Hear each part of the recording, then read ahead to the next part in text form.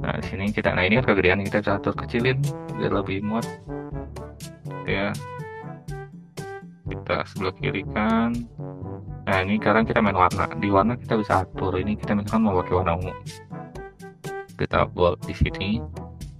Nah, di sini kita bold juga. Oke. Nah, udah. Sekarang kita main di garis. Nah, garisnya kita main atur dari, kita kadang itu pakai ungu, kita pakai garisnya sini. Nah, di sini kalau misalnya teman perhatikan, dia nggak ada dot yang kita perlukan kan.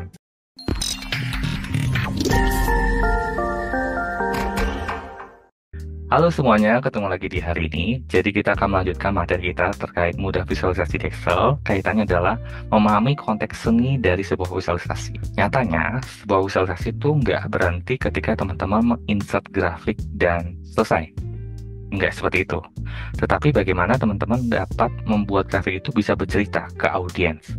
Sehingga nggak usah tuh ada tambah-tambah ini kata-kata, tapi audiens tuh udah paham dari grafiknya teman-teman, ini mau ngomongnya apa sih sebenarnya, seperti itu. Nah, kaitan kali ini kita ada beberapa hal yang akan teman-teman pelajari, di antaranya adalah kita akan mempelajari dari sisi dimensi grafik.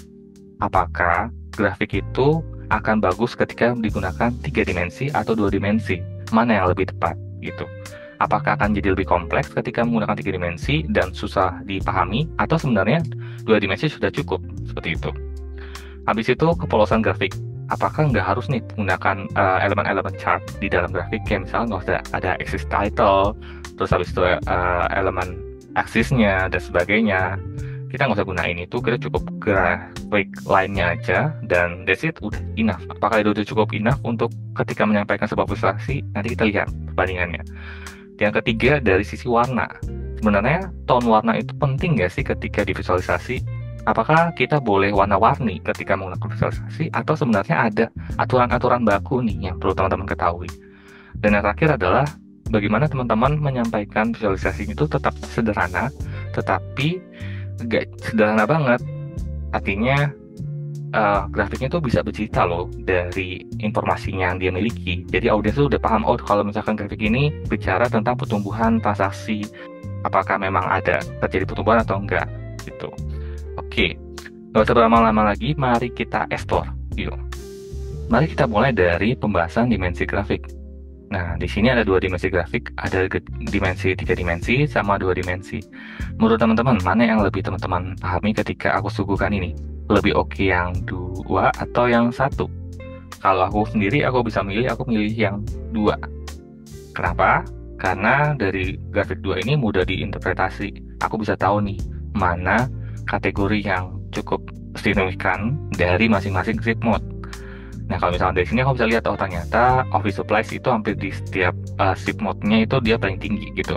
Kedua itu adalah furniture, yang terakhir baru teknologi. Betul.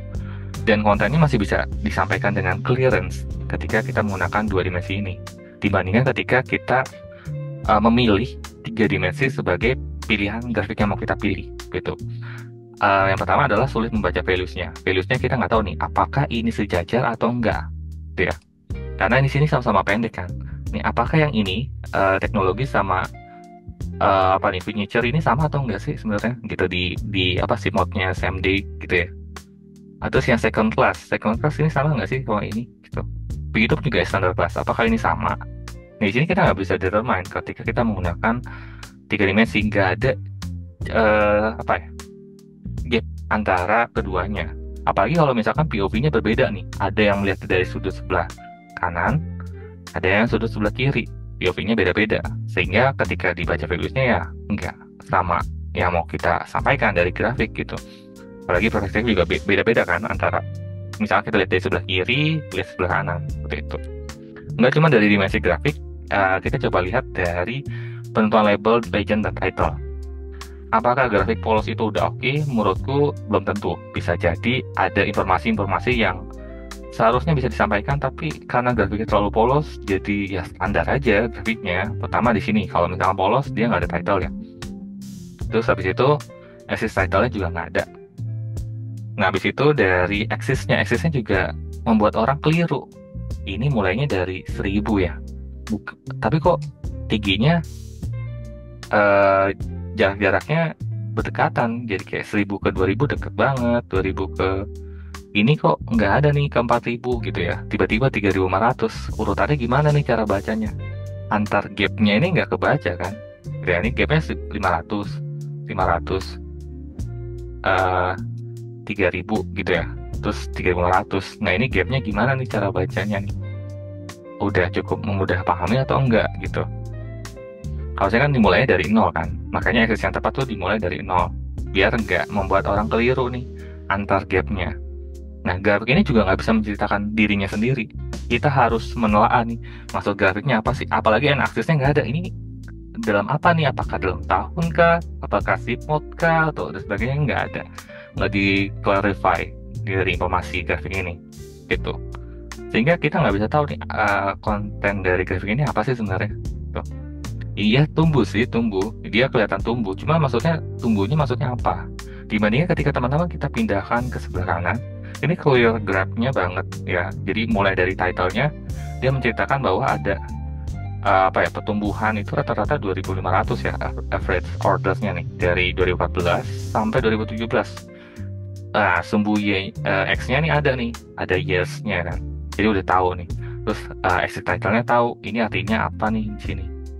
Gitu ya. Jadi title-nya punya meaning-nya, gitu ya.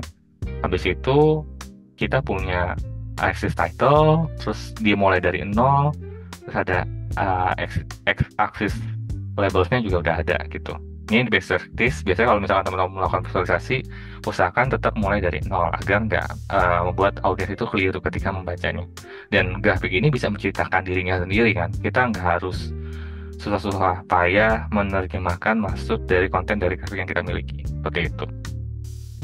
Selanjutnya dari penentuan warna. Menurut teman-teman mana yang lebih oke? Ini kah atau ini? Aku memilihnya sih yang ini.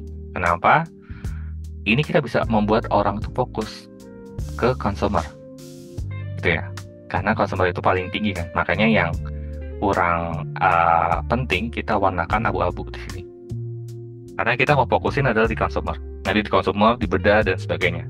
Nah, warna ini membuat kita attention-nya dari informasi apa yang mau kita sampaikan. Seperti itu.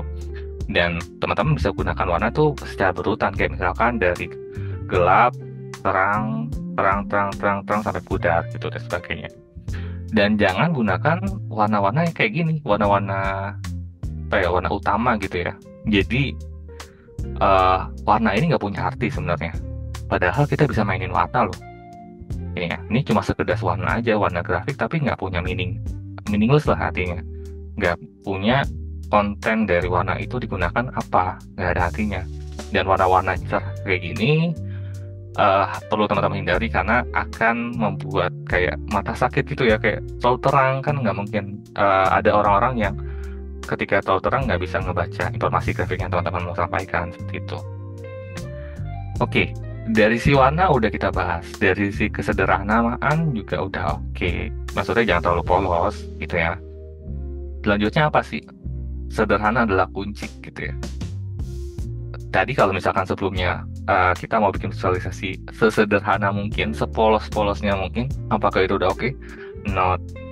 But teman-teman bisa mengkreasikan menjadi simplification dari terlalu too much information. Kayak misalkan di sini ada title, oke. Udah ada title, oke. Terus ada axis title juga udah oke. Terus ada axis title lagi di sini. Nah, menurut teman-teman mana yang harus dilihat? Pertama dari key-nya kan. Key-nya ini ada di mana-mana loh. Ada di sini. Terus apa sih yang perlu kita atur dari item-item ini gitu ya. Nah, teman-teman bisa main dari sisi simplification-nya. Nah, simplification-nya kita bisa main kayak pertumbuhannya 60% dari 2014 sampai 2017 ya, kurang lebih 4 tahunan lah ya. Dari pertumbuhan, terus kita nggak usah pakai indicate key-nya karena memang kita masih satuannya masih 1000, jadi kita bisa show di sini. Makanya di sini key-nya kan nggak usah ada, di sini nggak usah ada, di sini nggak usah ada, kan terlalu otomatis. Terus ini buat apa garis lainnya? Dan ini kan udah kita bisa kasih tahu kan ini orders, line grafiknya orders, jadi di sini udah terinformasi. Grafiknya sederhana, tapi dia cukup bisa menceritakan dirinya sendiri kan. Artinya teman-teman nggak harus banyak baca dan teman-teman bisa tahu konteksnya. Kalau misalnya teman-teman perhatikan, aku main di warna loh. Di sini warnanya lain, aku samain sama warna lainnya. Buat apa? Buat nambah attention teman-teman ketika ngebaca visualisasinya. Dan memastikan kalau misalnya teman-teman buat grafik tuh, grafik yang dipilih adalah sesuai konteks yang mau disampaikan. Jangan terlalu melebar. Kayak misalnya teman-teman mau menyampaikan tren transaksi, teman-teman bisa menggunakan line chart. Nggak usah menggunakan misalkan pakai pie chart. Memang bisa pakai melihat pertumbuhan transaksi. Malahan nanti teman-teman malah menyampaikan kategori per tahun, dan itu bukan sesuai konteksnya teman-teman mau teman-teman sampaikan. Seperti itu.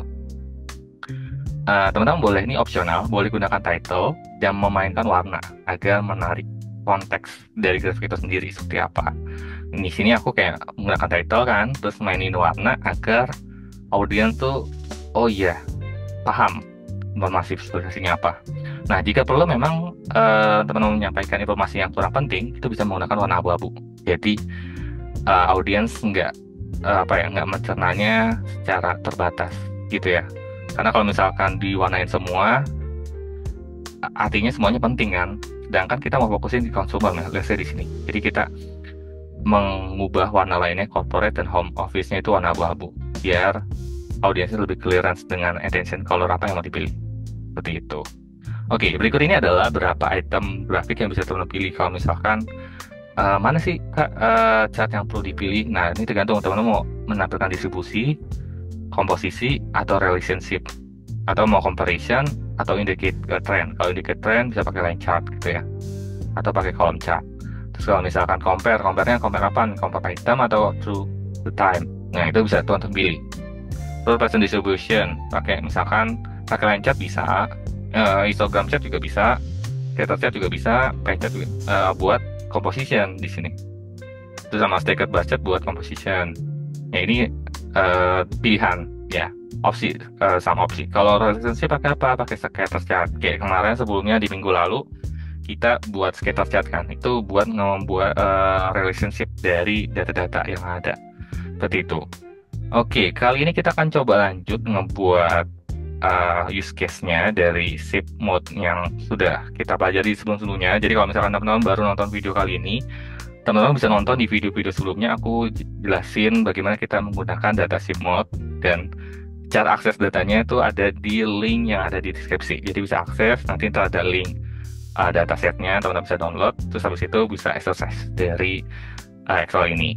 Oke, nggak usah lama lagi, mari kita coba exercise Excel kali ini. Yuk. Oke, ini case-nya ya, ada di S1, DA2, dan DA3.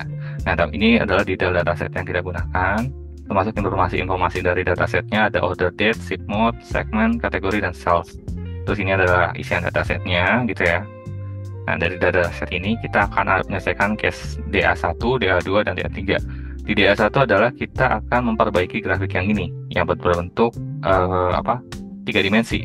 Nah, caranya gimana teman-teman? Buat di sini, di blok dari visualisasinya, klik insert, terus bisa kita menggunakan recommended chart, kita tinggal pilih aja di sini gitu ya. Terus oke, kita belum main ke title ya, kita masih main di sini. Berarti ini kita delete, terus ini kita delete aja. Nah, teman-teman boleh loh kalau misalkan udah nyampaikan label, kita nggak urus lagi ada aksis tambahan di sebelah kiri, karena ini udah ada angka-angkanya kan, jadi nggak usah pakai aksis lagi kan gitu. Nah, ini kita mau pindahin legendnya di top. Oke. Nah, kalau mau ganti warna tinggal diklik saja design color. Nah, udah berubah semua seperti itu. Nah, ini aku biasanya kalau misalkan menambah gap biar nggak terlalu jauh, kita bisa main di gap width-nya di sini. Kita atur 20% biar dia nggak terlalu jauh. Jarak selisihnya. Tapi kalau terlalu dekat kan akan ambigu nih, makanya kita bisa tambahkan di sini. Nah, di sini. Ini udah cukup oke untuk dibaca. Itu. Nah, kalau misalkan mau nambah title, bisa teman-teman tambahkan kayak di atas di sini chart design. Terus habis itu ada chart title, ada word chart gitu ya. Misalnya kayak office supplies most order ya. Gitu ya. Nah, kita kayak bisa di sini, terus kita atur warnanya. Office Supplies kan warnanya abu-abu nih. Ya, misalkan di sini kita ganti warnanya abu-abu lah, biar sama kayak Office Supplies. Oke, terus kita ini highlight di sini. Udah. Oke, kita ubah warnanya di sini. Warna lainnya belum berubah, jadi oke, ini nggak berkelihatan ya. Di sini aku warnanya agak terang, aku gelapin sedikit. Nah, oke. Jadi ini bisa jadi pilihannya teman-teman. Kita mau menyampaikan satu visualisasi ini. Mana yang better? Ini atau yang bawah? Oke ya. Teman-teman boleh coba uji sendiri ya. Terus kalau misalkan ini kan ada, kalau teman-teman ini ada garis-garis ya. Garis-garis ini selain kita bisa hilangkan dengan cara save filenya kita no fill, terus outline. Udah. Oke, kayak gini. Jadi ini bisa teman-teman pindahkan ke PowerPoint-nya teman-teman. Yang bisa digunakan. Seperti itu. Ini DA1. Nah, di DA2 ini memainkan warna. Nah, ini seru nih. Cara memainkan warna. Di sini kita belum mainin warna ya. Di sini ya. Apakah ini udah oke? Nah, teman-teman bisa atur. Kalau misalnya teman-teman fokus ke Office Supplies Most Order, berarti kita bisa mainkan dari sisi warnanya. Mainnya di format ya. Misalkan ini kita warnain karena dia ini kita mulai. Berarti di sini kita ubah juga tulisannya jadi warna ungu. Ya, di sini warna ungu dia sama. Terus yang lainnya kita warnain abu-abu. Oke. Nah, ini boleh teman-teman main gradasi, gitu ya. Kayak ini kan main gradasi nih, biar kesampai informasinya.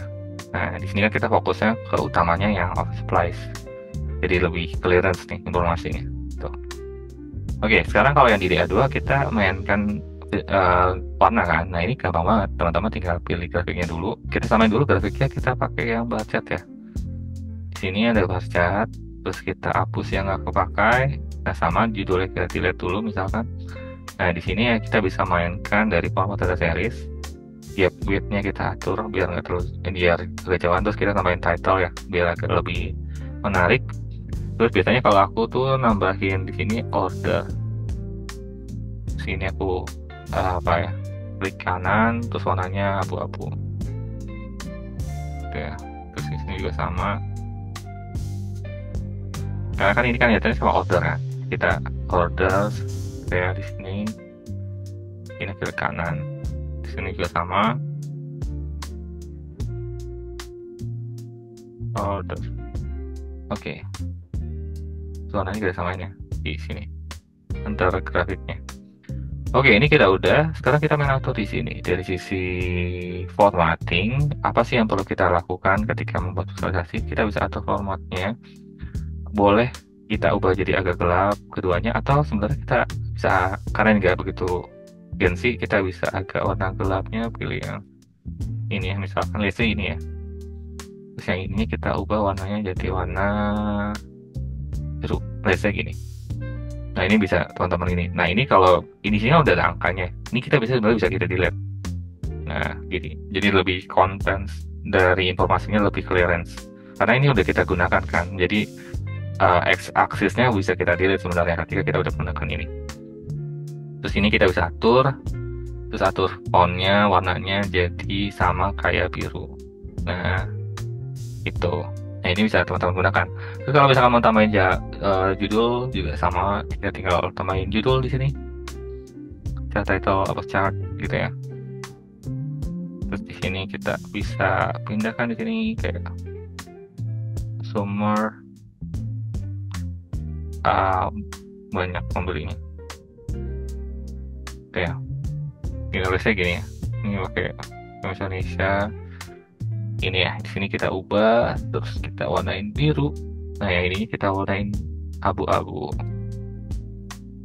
Warna abu selalu kehilangan. Nah, gitu. Itu bisa gitu. Nah, ini kalau line gradasinya kita bisa hilangkan, not line. Terus ini. Nah, caranya gini ya. Nah, itu kayak gitu. Nah, ini bisa teman-teman gunakan. Mana yang lebih baik? Atas atau bawah menurut teman-teman? Gitu ya. Nah, ini lebih kembali ke bagaimana teman-teman menyampaikan visualisasi ada seninya. Jadi nggak cuma sekedar Oh ya, udah grafik dari udah. Tapi ada kita bisa atur nih dari sisi warna, ya dari sisi warnanya, untuk penggunaannya dan teksturnya apa yang mau kita gunakan dan sebagainya. Dan yang terakhir ini cukup unik, main ke line chart. Jadi ya kita buat sama di sini. Kalau misalnya teman-teman baca dari line chart di bawah, kontennya udah cukup oke, cuman terlalu banyak informasi yang bisa kita kurangi sih gitu ya. Nah, kita bisa ambil dari di sini ada line chart gitu ya. Kita bisa gunakan yang ini. Nah, ini sama ya kayak di bawah ininya. Oke. Nah, ini karena mainnya pakai key, jadi kita bisa atur di sini. Misalkan mengambil formatnya, terus kita bisa atur. Kalau biasanya kalau aku biar ada komanya tuh, aku atur di sisi. Nah, kayak gini. Nanti aku atur kayak gini. Terus ini aku perbanyak komanya. Nah, gini. Terus habis itu aku main di format. Sininya aku mulai dari 0. Itu ya, biar 0 kebaca. Terus ditambahin G. Nah, kayak gini. Oke, ini udah jadi. Kita lainnya kita hilangkan. Ya. Terus kita tambahin axis title-nya. Axis title-nya ngambil dari sini ya. Atau dari chart design. Terus axis title-nya di sini. Sini kita kasih order aja, jumlah order kan. Ini kan adalah year. Nah, di sini apa ya?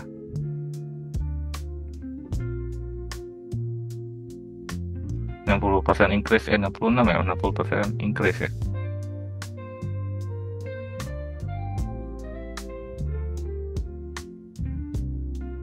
Nah, di sini nah ini kan kegedean, kita bisa atur kecilin biar lebih muat. Ya.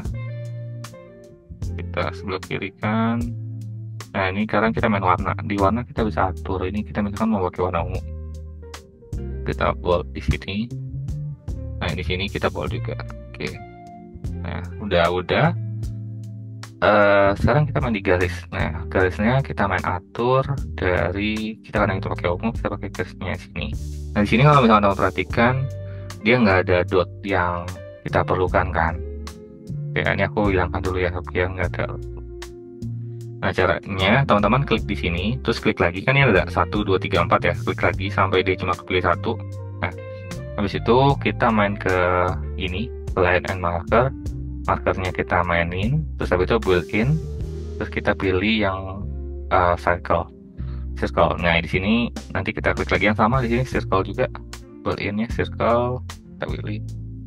Nah, habis itu kita save file-nya kita warnain warna ungu juga. Oke. Nah, biar kelihatan ada pertumbuhannya, kita tambahin add data label. Ya, add data label kita taruh di bawah sini. Mau taruh di bawah juga boleh, taruh atas juga boleh. Kita bisa tambahin add data label di sini.